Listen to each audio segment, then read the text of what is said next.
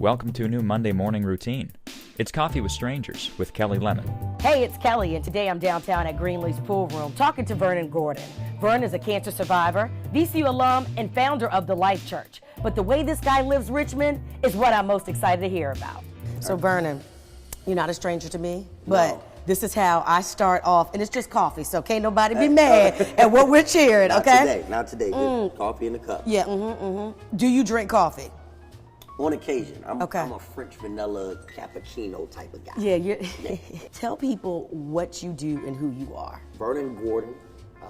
I am I guess what people most know me for is the pastor of the Life Church. Okay. Talk to me a little bit about the Life Church. So the Life Church is, we just started July 12th. Our hope is to really be a center of innovation and diversity and outreach. We really want to focus on those three principles. So the Life Church is a combination of different ethnicities, different generations coming together to figure out how we can bring people back together again with real human interaction. Where are you from? Hampton Road, 757. Yes, okay. Yeah. And so how did you get to Richmond? So I was actually a former cancer patient. Okay. Right? So you know this. I was diagnosed with cancer, 2 tumors, 12 surgeries, 3 years of chemotherapy. They thought I would die 3 times. And so all of my surgeries I received in Richmond at MCV. Okay. And so that was kind of my introduction to the city. And then I came back for VCU. My wife went to VCU with me. You know, we just fell in love with Richmond. Okay. And knew it was home, and she got a job here. And I did my first ministry opportunity here as a youth pastor at Spring Creek Baptist Church, and just fell in love with the city. When did you know that you'd get into, ministry, and did cancer, did going through something, being, in a situation by yourself, kind of trigger that, or? I had a lot of time to think, and the question I asked God most often during that season was, why me? Yeah. And it really created a separation between me and my faith. I grew up in church, but I really felt like there was this distance between what I believed and what I was seeing in my life. I think my ministry started far before I ever walked into the building of a church. I used to go through floors and talk to kids who just got diagnosed.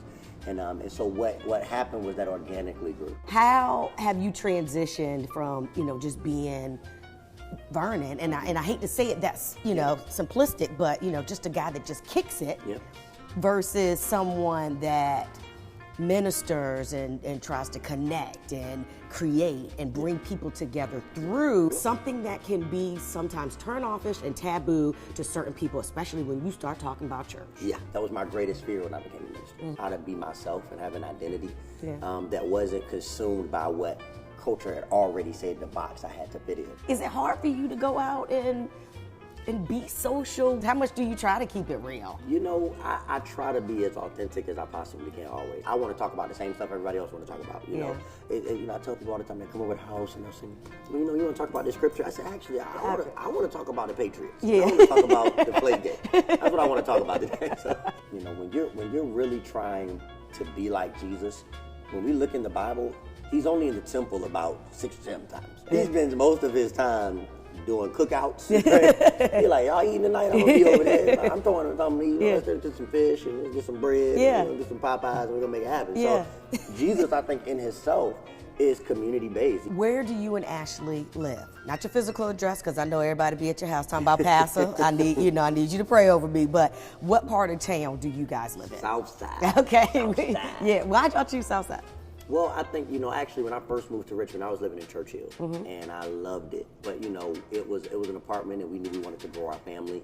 So we were looking for a space where we knew we could, ultimately grow it. What do you and your wife and your kids do when you're not out in the community and you get some downtime? For me and Ashley, we like eating. We had this goal. We were going through the food book or the phone book, and we were like, every restaurant that starts with a letter each month, each couple weeks, we're going to eat at a different place. So A, B, C, D, and we were just picking non-chain restaurants. Yeah. So that was a great experience for us. We like food. Last 5 places that you have eaten at. Oh my goodness. Mama J's is one of my favorites. Dolce Vita is another place out Southside. I love Dolce Vita. Another one is The Village. Just ate there this week. VCU classic. Yeah. And there's also another place that I've been doing breakfast at called Egg and I, which is on Southside. Really, really good breakfast spot. Anybody who knows me knows I love Olive Garden. Okay.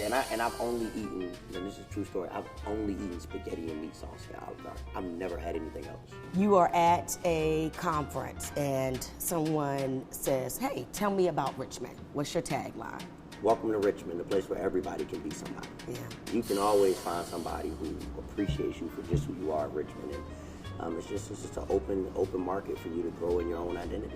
To hear the rest of my interview with Vernon, check out the Coffee with Strangers podcast in iTunes or Stitcher. Take a second to subscribe to this channel in YouTube and get yourself to Greenleaf Pool Room for lunch, game of pool, and visit coffeewithstrangersrva.com to watch and listen to previous episodes. See you next week.